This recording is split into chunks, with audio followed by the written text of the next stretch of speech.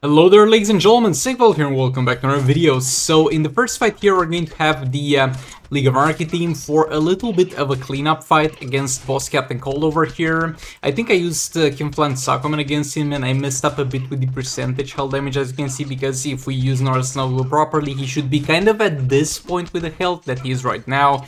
But nevertheless it's gonna be quite easy to take him out. We're going to have level 4 Dark Metal cards on Harley, we're going to have level 9 God-Killer on Predator Batman, and level 4 Promethean Sword on EPI. Everything but the Dark Metal cards will not be used for any of the active effects, just for the passive stats. And those are the artifacts that you'll use in every single fight, so you can take that as a reference. And in every single fight I'm not gonna use their active effects, just passive stats for the most part. Yeah, there we go. We didn't even need to do super move here. You get so much more damage with super move done, but I just didn't bother in this fight because I knew I would have enough. And that's boss Captain Cold down. Moving on to the next one, I have my boy Raiden here. So Raiden has got a little bit of an annoying AI. He tends to back off into a ranged attack quite often, and he's got, I think, the fastest back in the game because he like teleports.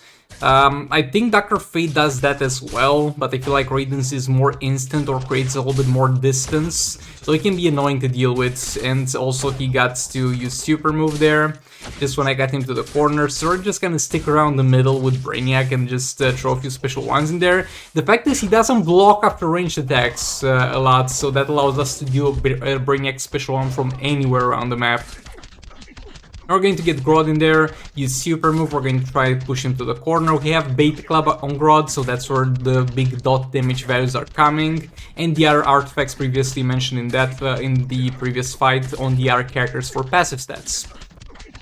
And yeah, we get him pinned to the corner, and there's pretty much nothing he can do. The only thing that can impede our progress here is me doing a mistake and messing up the combo interruption. You don't really have to combo interrupt after you get him to the corner, you can just infinite combo with Grodd because he can do that, but this is a little bit more damage, generally speaking, not that we needed it in this fight.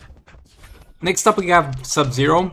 So Sub-Zero is gonna be a little bit annoying because he's gonna extend the time of tagging, and he's quite rough to combo interrupt because he's got a very fast succession of hits. Let me know in the comments if you're able to combo interrupt him. And yeah, I know you can combo interrupt him after one hit. Every single character in the game is combo interruptible after one hit, but there's a certain margin to the point where you are more a robot than a human at that point if you can combo interrupt those characters. But let me know if you got any secret to combo interrupting Sub-Zero characters.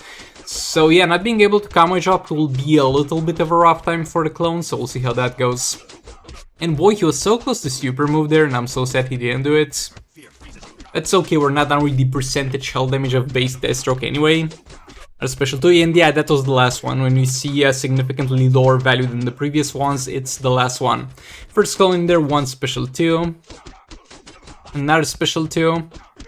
And another one. We can block like 1 or 2 specials and we're gonna survive, but we can't go on like this forever. Second special 2 blocked, and another special 2 from me. And base Deathstroke back in there because I wanted to get the next clone in there. Next one gets in there, special 2. Gonna back off here. Another special 2. Block that. I remember doing so much worse against this man, but this actually went well for the most part. Went as good as it could have gone, and the special 2 kills me there. But yeah, this went far better than I remembered actually. Now for the cleanup fight, we have 570 mil damage, and I'm going to use Aquaman with Beta Club, without Raiden. I don't usually use this team, but this can do some serious damage. It's not gonna be an optimal fight for it, because we can't combo interrupt and we can't tag in and out that much. In the early parts of the fight, you need to tag in and out so much with Aquaman with any thing that you're doing. You're using North Snow Globe, you need that energy for the third specials. You're using Dark Metal cards or Beta Club, you wanna get to maximum stacks of passive as soon as possible. And the way to generate power to do that is tag in and out, constantly, as soon as you get the chance. A lot of times you just go Aquaman, tag in special 2, and you tag him out, because you need to generate more power as soon as possible. Here we can't really do that, because this man is not going to allow us, so that sucks, and also not being able to combo interrupt him sucks. Also, you can't even infinite combo jump him, because there's a thing where you block into a jump attack and then block again into a jump attack and again and again. We can't do that here. Why? Because he hits so fast, so the AI is gonna switch to using a special after they have landed 3 hits on you while you're blocking. Some of them will do it after 4, but this one hits so fast that there's simply not enough time for me blocking to me doing jump attacks to be sure that I'll manage to do it every single time. We're at max stacks here, so we see kind of 3.5 mil damage. That's kind of the highest amount of damage we're going to see in this fight from the dot values of the Beta Club. It's at level 10.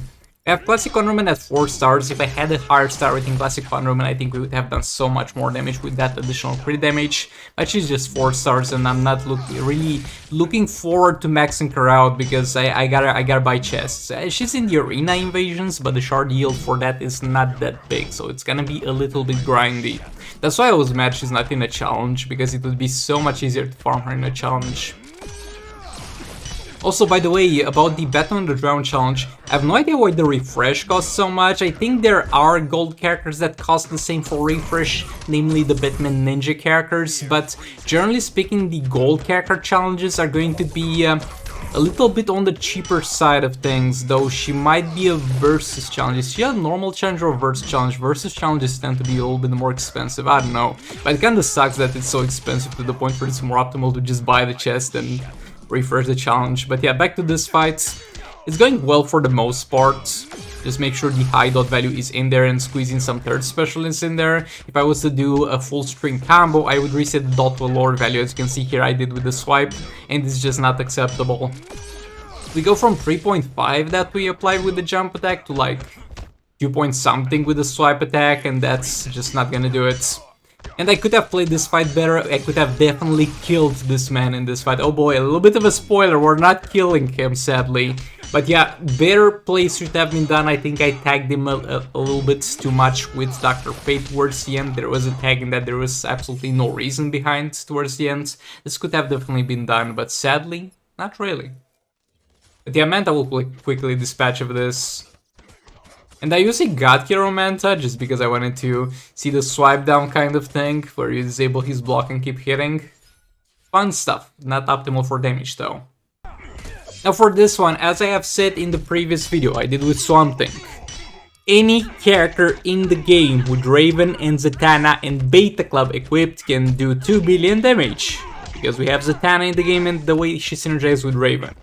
And I'm just gonna cycle through the characters I have built already, maybe build some in the future and be like, oh, 2 billion damage with Atlantean armor Aquaman, but look, it's not my fault. It's your fault. The last video I did with Swamp Thing got good views, it did well for a video, and got a 100% like to dislike ratio, so everything points out to you guys liking this kind of stuff. And I'm gonna keep doing it until you stop liking it. It's your choice.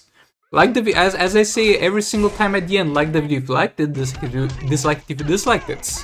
And you guys seem to really like the 2 billion damage with Swamp Thing. And again, Atlantean armor Aquaman is not a good damage dealer. He's a very crappy damage dealer. Don't build him expecting damage. It's simply the characters that I'm giving him, and it's the artifact that I'm giving him, which is a pay-to-win artifact.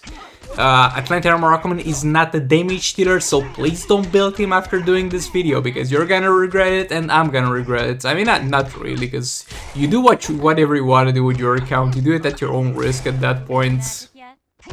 Yeah, jump attack in there, block jump attack again, block jump attack again, Raven back in there, reset that darkness. We're going to also go for super move here.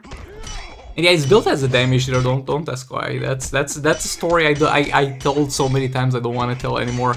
But he's built as a damage dealer. We use super move, the dot damage slightly increased. And to be honest, funny enough, this one is more built than Swamp Thing. He's more adequately built, more perfectly built in terms of epic talents, high level, and all that good stuff.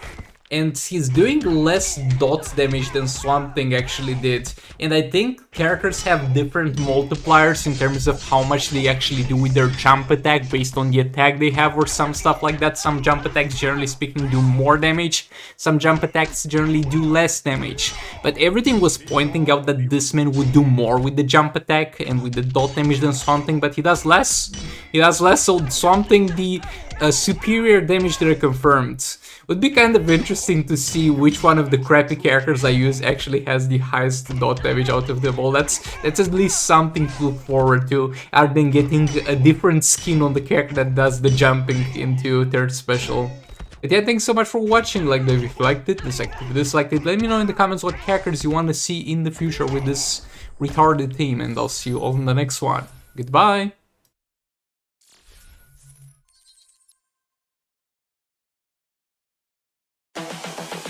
This is the future.